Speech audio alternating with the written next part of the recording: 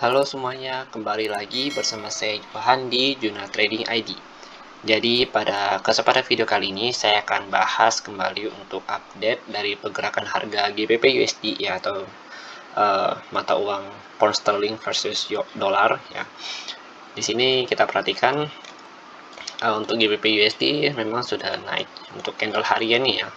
Untuk candle hariannya sudah naik 3 hari beruntun di sini ya.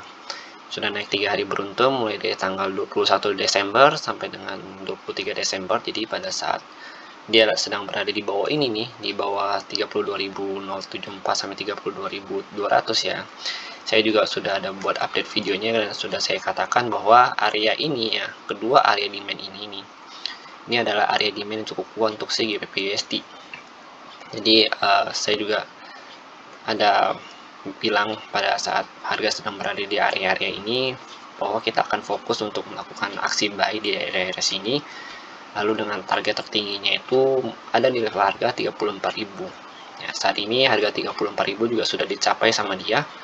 Ya, ini di supply zone area zone 4H ya, atau di 4 jam di 34.265 sampai dengan 34.499, atau kita bisa bulatkan ke 34.500. Oke, di sini kita lihat lagi candle pada saat membentuk area supply tertingginya ini ya, dia itu langsung turun ke bawah. Lalu pada tanggal 24 Desember dia langsung turun lagi ke bawah, atau dia terjadi rejection di area supply ini ya, supply atas ini. Dan saat ini kalau kita perhatikan secara big view ya, kita coba tarik garis ya, kita kan tarik garis di sini nih. Oke, kita tarik garis dan kita mendapatkan bahwa si GBP ini sebenarnya sudah breakout pada saat dia sedang berada di area sini. Jadi memang kalau kita lihat dari daily-nya, ini dia sideway di daerah sini. Dia sideway, ya pada saat dia breakout trendline dia sideway, dan saat ini dia sedang mencoba untuk naik kembali ke atas. Oke, kita hilangin dulu untuk garisnya. Dan untuk area supply, next supply tertinggi dia itu ada pada level harga 34.851 sampai 35.043. Kita coba lagi lihat di 4 jamnya ya. Di candle 4 jam kita lihat bahwa ketika harga sudah menyentuh area supply zone di sini ya, ini kan kalau kita dapatin dari sini supply zone ini ya, jadi kalau kita mau buat SND ya untuk supply zone, kita dapatin dari daerah sini nih. Kita lihat dulu mana area sideway-nya si harga ini sendiri ya, sampai dia membentuk momentum candle. Jadi ini emang sudah saya coba ingatkan beberapa kali kepada kalian bahwa kita untuk menentukan area SND ya, atau area supply dan demand, kita butuh melihat harga pada saat dia sedang sideway ataupun terjadi yang namanya order block. Jadi kalau order block itu contohnya seperti ini ya, nih contohnya seperti ini. Candle merah ini tercipta ya, atau terbentuk karena dia terpentok atau terkena resisten di area 32.722. Oke, kita lihat dulu di sini area 3722 ini adalah area resisten untuk si GBP USD. Makanya pada saat dia mengenai area ini dia langsung turun lagi ke bawah harganya.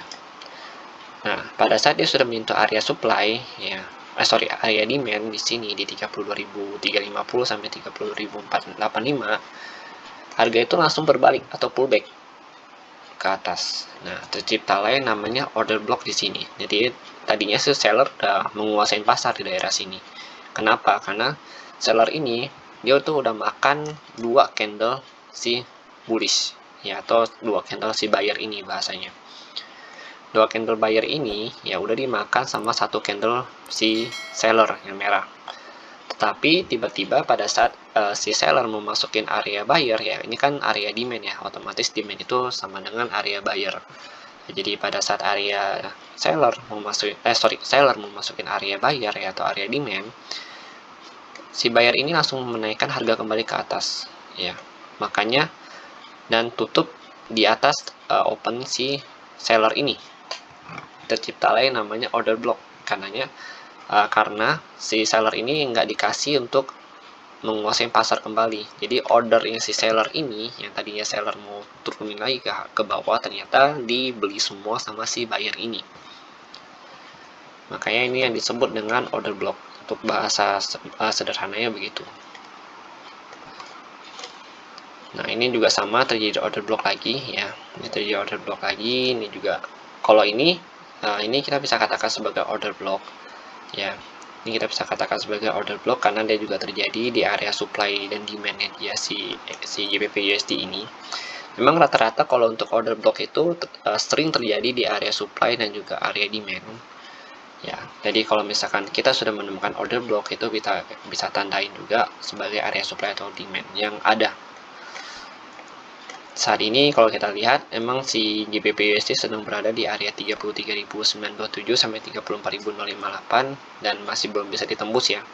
Maka dari itu kalau misalkan besok pada saat pembukaan harga itu langsung loncat naik ke atas ya, kemungkinan kita bisa menunggu area di area sini lagi nih, di area 34.265 sampai 34.499 ya, kita bisa tunggu area sini lagi.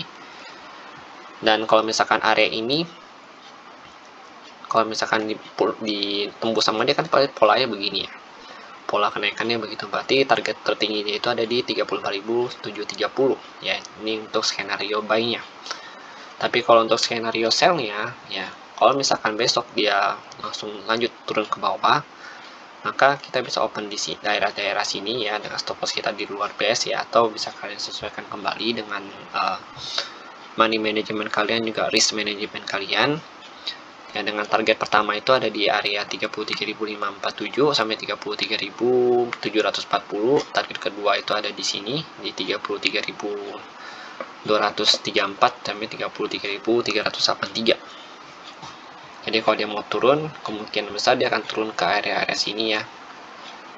Ya, akan turun seperti begini, seperti membuat tangga ya, atau seperti pada saat dia mau naik nih. Ini kalau dia naik kan, kalau kita perhatikan ya, dia itu polanya begini ya.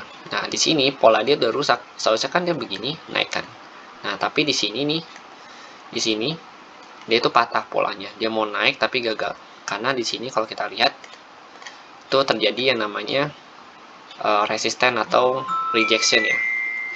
Sini terjadi rejection di area sini, makanya dia itu gagal naik. Di area sini supply zone 4 hanya dia terjadi rejection, makanya dia gagal naik, dan saat ini dia sedang terreject atau sedang bertahan di area demand-nya dia di 33.927 sampai 34.058 ya. Oke, jadi mungkin sekian dulu ya penjelasan saya mengenai si GBP USD ini. Jadi pandangannya itu punya dua arah, antara dia mau naik mau turun juga udah saya coba jelaskan strateginya. Jadi semoga kita bisa trading dengan risk management yang baik dan juga money management yang baik, karena memang kalau trading itu memang berisiko cukup tinggi ya, makanya kita harus mempersiapkan segala strategi yang ada dengan menyusun rencana juga mapping yang sebaik mungkin untuk keputusan naik atau turunnya harga itu tetap ada pada market itu sendiri. Oke, terima kasih dan sampai jumpa pada video berikutnya.